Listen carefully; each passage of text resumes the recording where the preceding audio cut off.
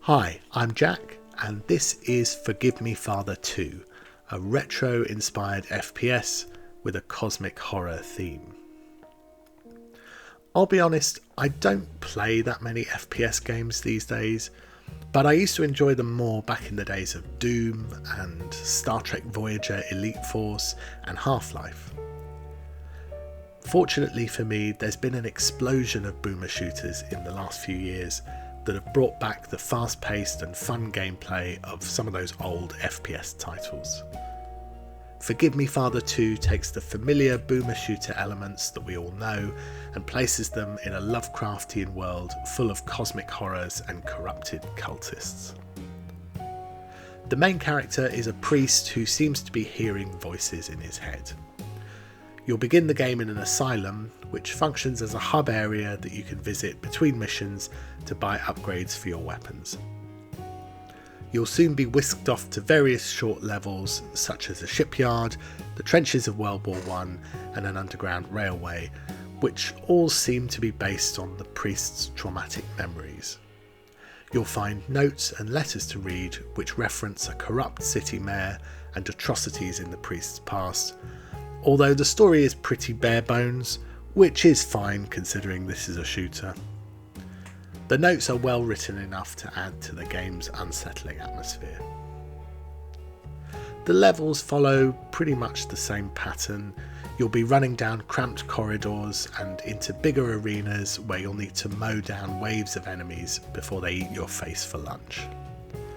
There are coloured keys to collect and levers to pull to open locked doors.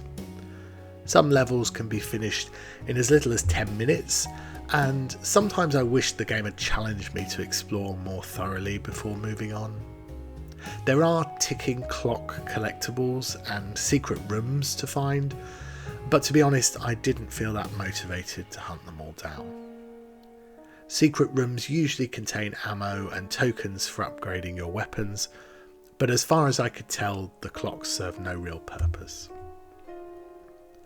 As you'd expect, the real draw here is not exploration or puzzle solving, but action, and fortunately the shooting is fast, fun and responsive. There's no aiming down sights, so you'll be shooting from the hip and moving around quickly to avoid being overwhelmed. Shots feel meaty when they connect, and enemies often explode in a shower of gore.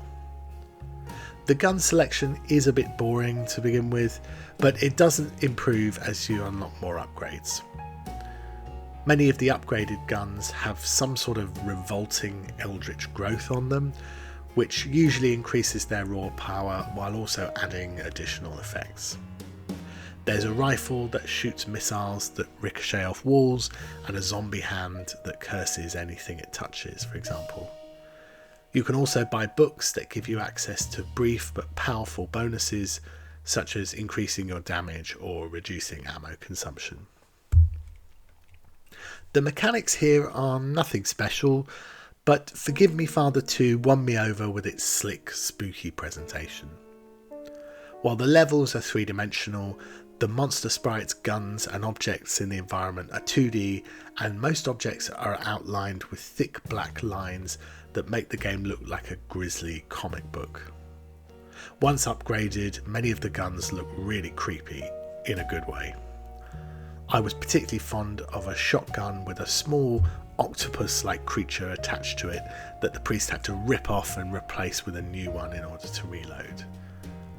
There are some neat touches to the set dressing too, such as posters on bathroom walls that urge you to brush your teeth while showing a toothbrush being devoured by a mouthful of razor blade teeth.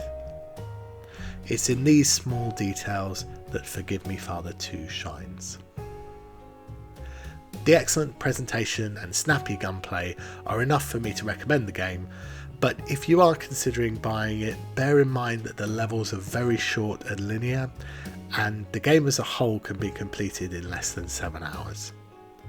Depending on how much you like this type of game, you might want to wishlist it and pick it up later when it's on sale. That's all for now. Thanks so much for watching.